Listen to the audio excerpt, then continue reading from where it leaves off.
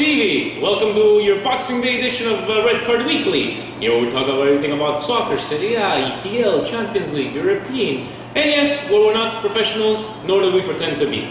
I'd like to introduce first to my right, Steve. During this Christmas, I ate a lot of seafood. But please, Silvio, after Christmas, make me be in a better mood. Polillo?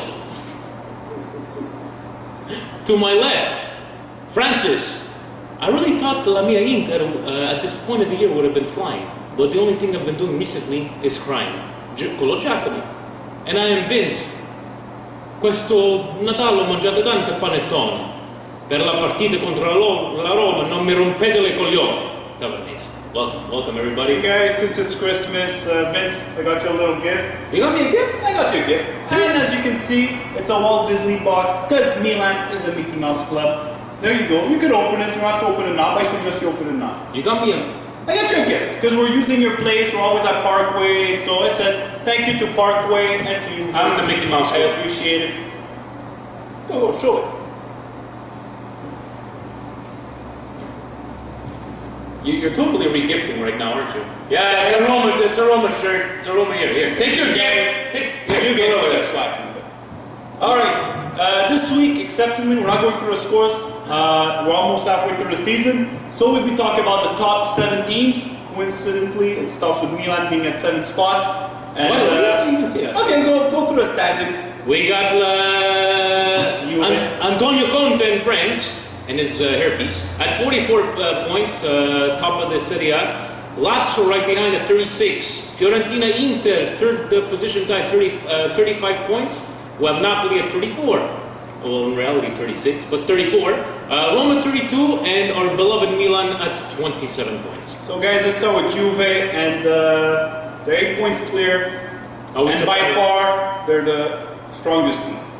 And the most consistent. Yeah, alright. Yeah, Joe Moretta, Louis Mancini, yes, Juventus is in first, they're the better team. There, I said it, okay? It's Christmas time, I want to give back. Can we move on to other things now? No, let's talk about it. And, let Steve talk. Guys, talk about it. Steve, go. Guys, Juve, by far the more superior team. We actually see that they have the most depth of all the Serie A. They have so many options up front, like we were talking about it when we taped the first time. Asamoah, great buy. Best buy, possibly one of the best buys in Serie A. I think he's the second best buy. They now have found their new Gioiello, Signor Pogba, when Antonio Conte decides to make a play, and you see that they are the complete team. Now, the complete team, but I still think that they need to purchase in the January transfer window to help them out in Serie A when the season starts to get tough with Coppa Italia and Champions League, and in addition to the Champions League. And guys, Juve they're trying to go the cheap way. They're trying to get Drogba. Juventus needs a striker because it ain't gonna be Matri. It ain't gonna be. They have to spend the cheap way. Agnelli, with your unibrow. Spend some money. Go get yourself a striker. And if you want no volemo la Champions, go do something because those strikers, I'm sorry, they're good for Serie A. They ain't gonna bring you shit in this Guys, Chiellini being out for the next 3 months.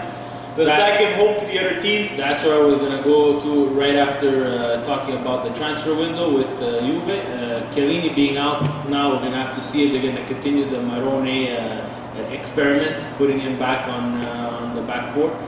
Guys, they need to also purchase someone in defense. The Lazio experiment, which made absolutely no sense, we all know now did not pan out, and Lazio is back in. Do you think they switch systems? They go to a back four from time to time? I think they won't break it till they actually start. The back one, they're gonna put all the forwards, and it's gonna be Beckenbauer as defense, the lone defenseman. But there's hope for the other teams since Chiellini is out. That's a big piece. It is a big piece. 3 months out there, yeah. Okay, second place, Lazio at 36 points. What is there to say about Lazio except they get the big scores, the big results when they have to. They always play the same. Lazio's about the system, right? And Close and Hernandez coming through whenever they need a goal.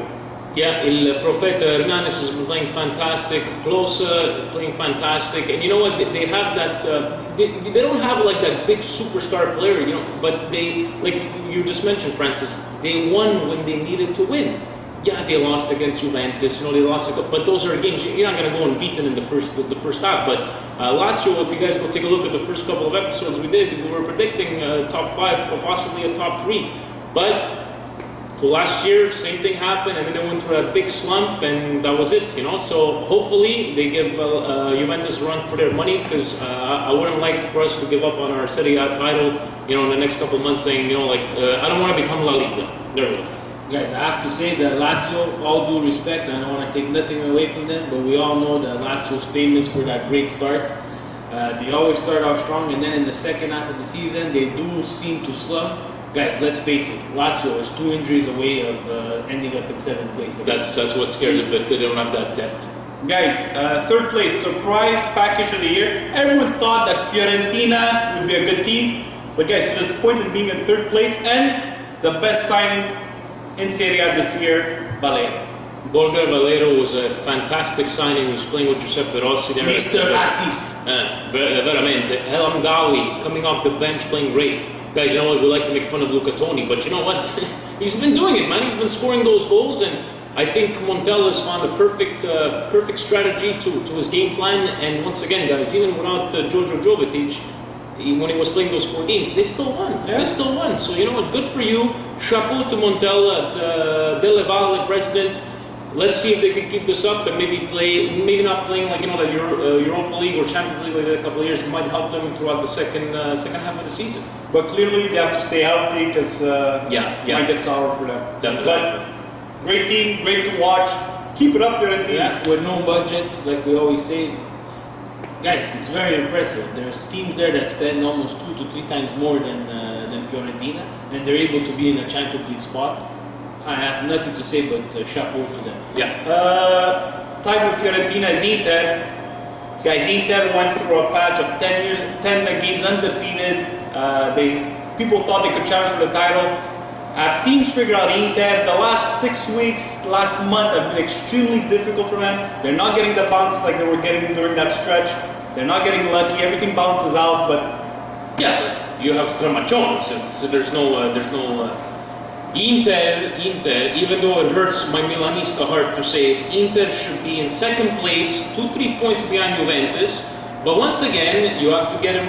You know what? We're gonna go back, and yes, Francis is on Schneider's case, on Schneider's side here. But I think we could all admit, if Schneider was there when he was supposed to be playing, they would have won. Guys, would you admit 2 games? Put 2 games.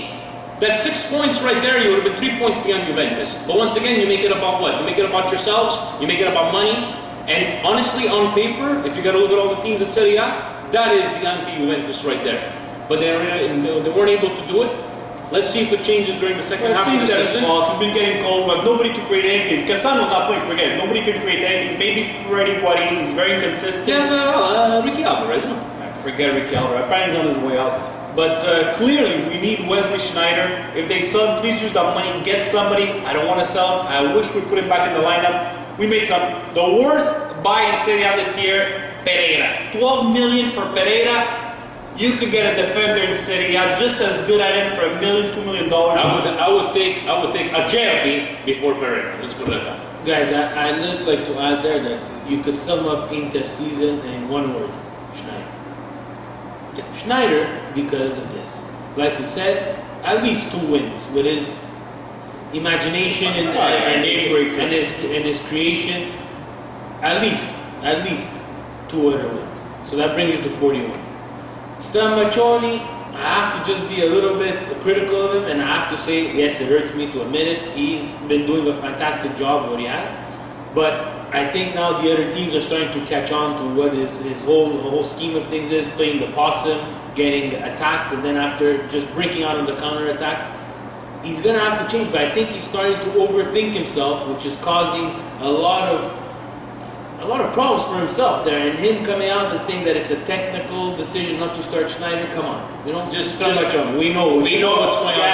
But Moratti put him on the block. Just don't say anything. You got no choice. There's no pedigree in terms of the Just for Stramaccioni, I wish him only one thing for his Christmas, is to get some sleep. Strama, or get some sleep.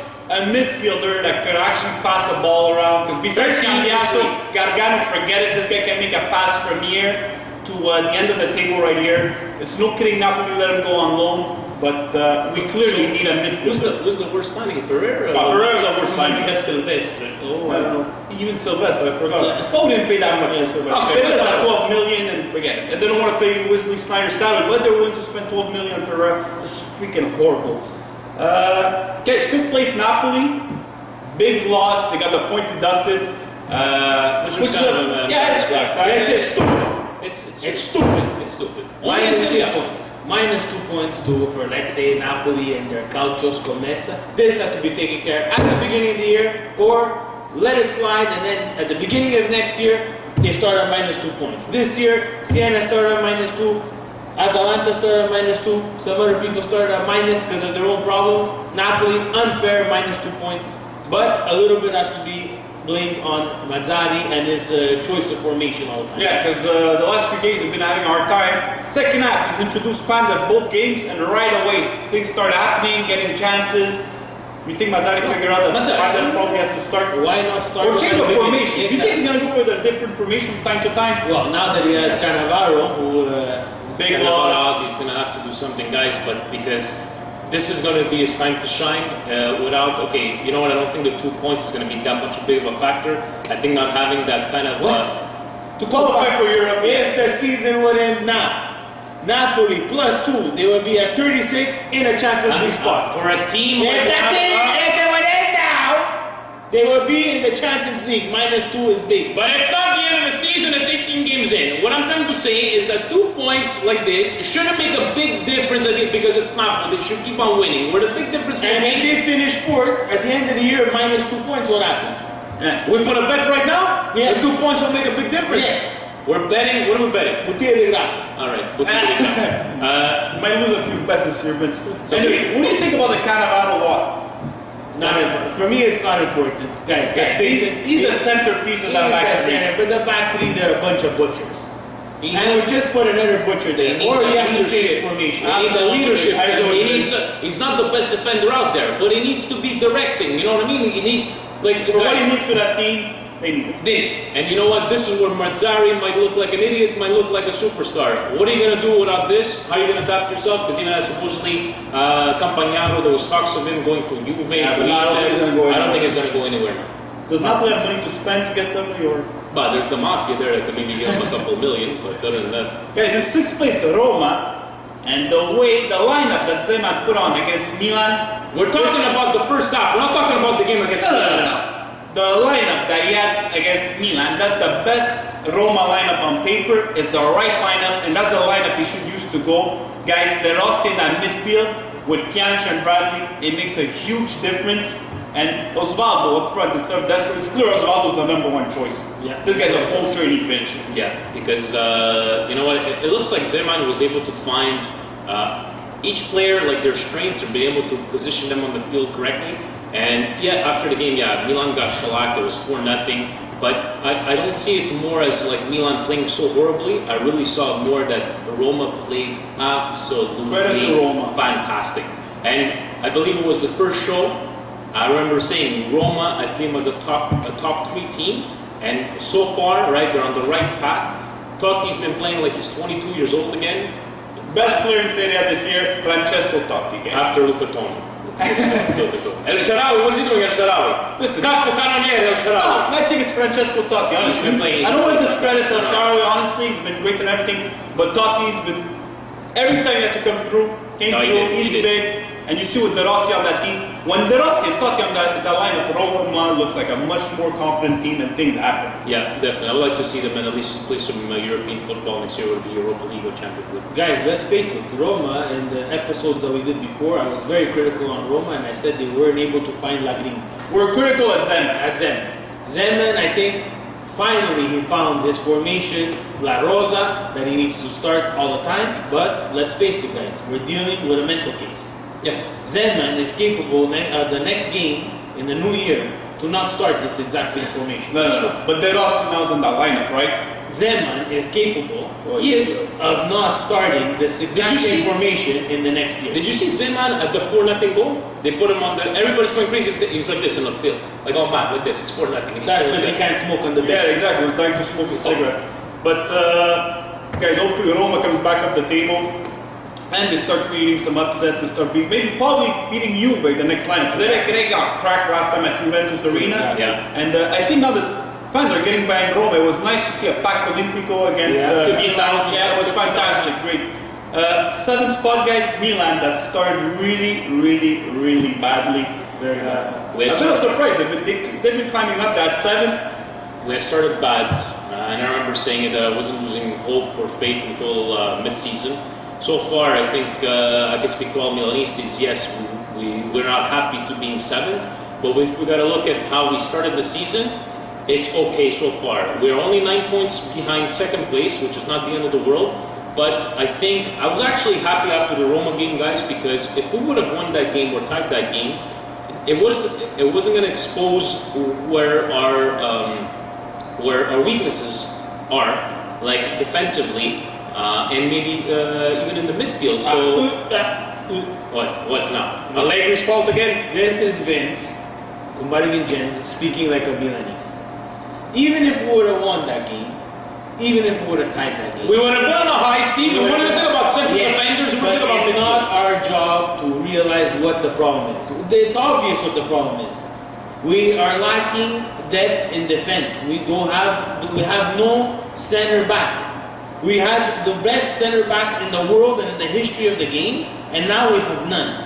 We have Yepes, who, let's not take any away from it, when he's played some good games. He's an honest player. He's an honest player. And Mexes, who's very sporadical. One game he's going to play good, one game he's going to play Mexes, but it's too much. It's too much to ask from these guys. Okay. After we need a central defender and we need a creative midfield. Oh yeah. The Young's out, that's a big piece, but clearly. And Boateng never showed up. They're lacking creativity. Boateng, I call you out! You! Guys, You Pato Robinho, what's happening? Pato Robinho. They want to be a La Spiaggia.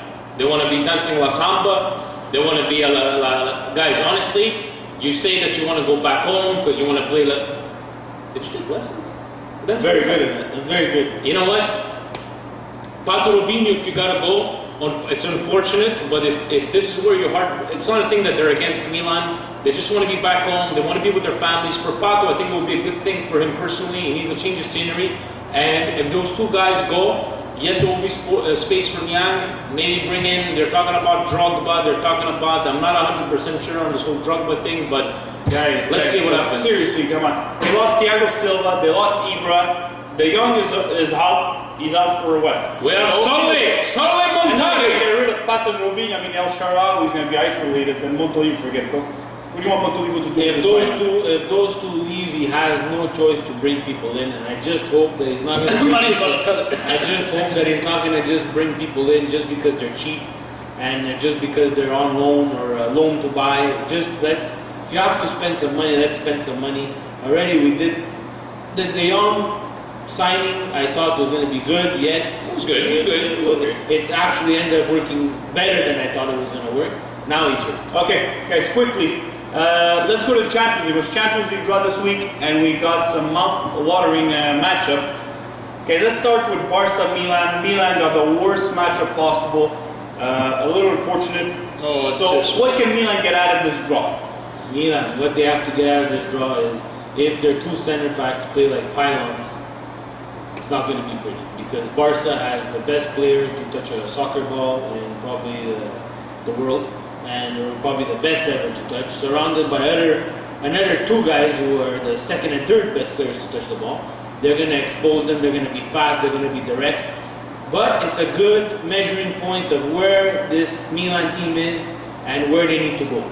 I don't know if it's to avoid embarrassment, like we were talking about before, but a result has to come. Let's hope that let's be honest here, guys. If you had to mortgage the house on this series, you will put it on Barcelona. Let's just hope we do it like last year. If we have to go out, let's go out with our heads up high and see what all these youngsters, how they will play against the best team in the world. That's it.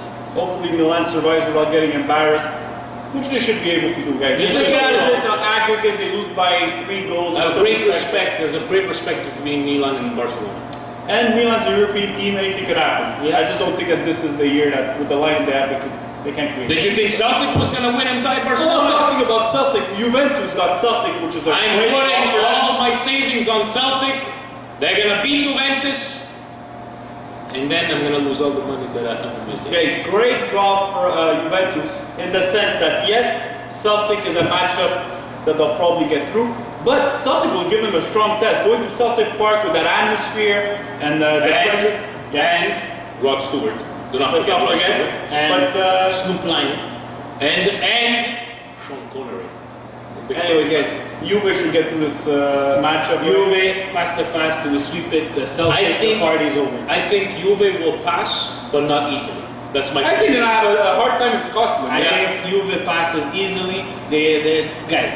Are we putting another bet? They're gonna watch the game against Barcelona. They're gonna see that yes, they're gonna run after them, and Juve is not gonna go in there underestimating. Here's the question, Steve: does Conte wear an oversized hat for the Champions League? Yeah, guaranteed in Scotland it's windy. Guys, another classic matchup: Manchester United against Real Madrid. Manchester United got the short end of the stick in this draw. They finished top of their group. They get Real Madrid. I remember they played each other in 2003, 2004. A great classic, up and down. Guys, Ronaldo's back in Manchester. Oh, this is gonna be a nice one, folks. Yeah. Ronaldo back in Manchester, where he basically that's the foundation of his career. Two coaches who, in the press or their relationship, they're not gonna say that they like each other, but I'm pretty sure they're very similar and they do get along. One is very outgoing and very outspoken. The other one is more cerebral. He likes to play his little puppets. But let's face it, guys. Today, Manchester United 3 goals against Newcastle. Newcastle is no Real Madrid. Real Madrid goes to Manchester and exposes Manchester's defense, and we all realize, and we put punto sopra la I, that Manchester is nowhere close to you. Man, why you mention that? Because you're such a supporter of Manchester United. I didn't say I supported Manchester United. We're comparing it to Juventus. And I still believe if Manchester United faced Juventus, Man U would win. But anyways, it won't happen because you're always going to kick out Manchester. Yeah, most probably. Guys, Bayern against Arsenal seems like an even matchup, but I think it's going to be easier for Bayern than it seems. What do you guys think? Bayern Munich, guys, there's a reason why these guys were proclaimed winter champions in the middle of September. Arsenal, you know what, maybe they might win that game at home or maybe a tie, but Bayern Munich, guys, we all know it. Bayern Munich is going to make it to the finals once again and choke once again to the finals. That's it. I don't think Arsenal is going to do anything. Whoa, the finals there? Guys, let's face it, Arsenal is not the team that everybody thinks Arsenal is. Very weak at the back. We don't know every week which goal they're going to start. And guys, please. Very inconsistent, Arsenal. Very inconsistent. Sometimes they look phenomenal and sometimes they look terribly bad. But Bayern, very organized, and they have the firepower to get back. Guys, an interesting matchup. Dortmund against Shakhtar. Two very similar teams. Teams have technique, they have pace, they pressure a lot. Guys, I think this might be the surprise, the upset of this round. That's my personal thinking. But you just said that they're similar to each other and you're saying it's an upset. How could it be an upset? Because Dortmund clearly was the most impressive team in the first round, guys. This is a 60-40 kind of game. 60% Dortmund, 40% to the Ukrainian team. So it should be the most entertaining game. Absolutely. Because they have very similar players. Yeah. But this one here, flip of the coin for us, flip of the coin. No, for me, I'm going Dortmund. Guys, you know I have a special place in my heart for the poor man's team. Very organized. They went through a tough group stage where they played Man City, Real Madrid, and Ajax. Guys, let's face it, they were the ones who were underestimated. They will not underestimate. So we got 5 minutes left. Guys, also our Malaga Porto, which is an even matchup. Portugal! Well, Malaga Super Bowl. That they're the real deal.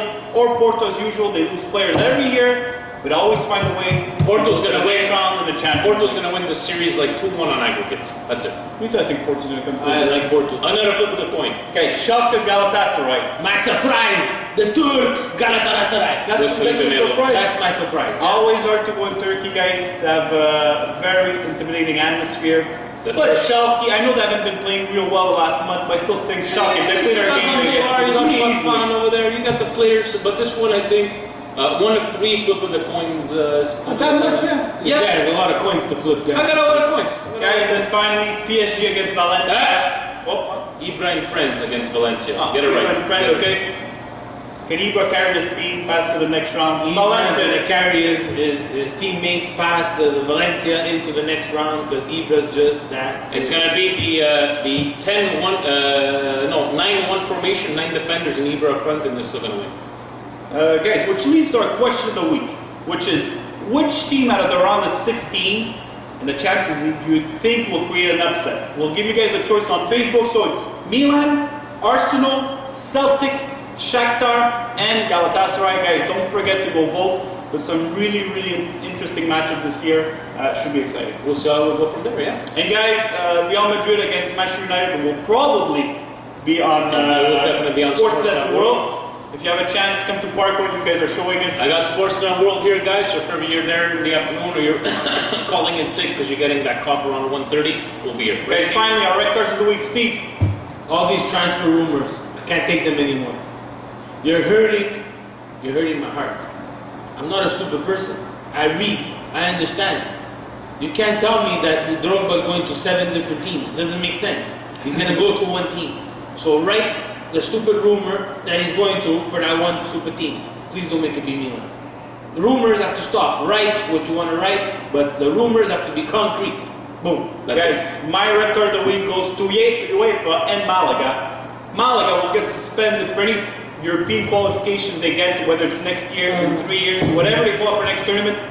Money. Malaga is in huge debts. They still owe money for some of the players they bought, yet UEFA should have acted before the tournament started. Definitely. Because now they're in the last 16. And then they sell people for like a third of the price. But this is just a situation that's been going on in Spain in general. Atletico still hasn't paid the full amount for Falcao. Porto's suing them. So La Keep Liga, talking about the best league in the world, La Liga, is in bad shape financially, in a serious crisis. You know what, but Michel Platini with UEFA, keep talking about your plans of changing champions in Europe. Don't talk about stuff like this. Vince, your red card of the week? My red card of the week goes to Manchester City, Balotelli, love affair. How many times do we have to hear? Oh, we made peace. Oh, we're not talking anymore. Oh, we made peace. 2 weeks ago, we were talking about you guys. You didn't put Balotelli on. Mancini wasn't. Milan already to offer 25 million. As soon as no, we've made peace. You guys made peace 2 games ago. You didn't make him play last game. You didn't make him play this game here, and you lost against Sunderland. That's fighting for relegation. Just say something, Mario. Come out. Me le voglio andare. Silvio ti aspetta. Milan ti aspetta. Just come, guys. That's it. That's all. Balotelli to solve those situations, as to say, I want out of Manchester City. Yeah. Just go out, Balo, and say, just do get it. out of there. That's just do it. I feel it's underappreciated. Yeah, definitely. Guys, before we say happy holidays, happy New Year, we'll be back on the 6th for Serie A. I would like to thank that this is the first ever week after 22nd weeks that we have 100 viewers within 7 days. Thank you very much for the support. I hope you enjoyed, and thank you also to the ones that dislike our videos. Any kind of publicity is good publicity, so thank you very much. So guys, see you soon on January 6th, guys. January 6th. Happy New Year! Come on,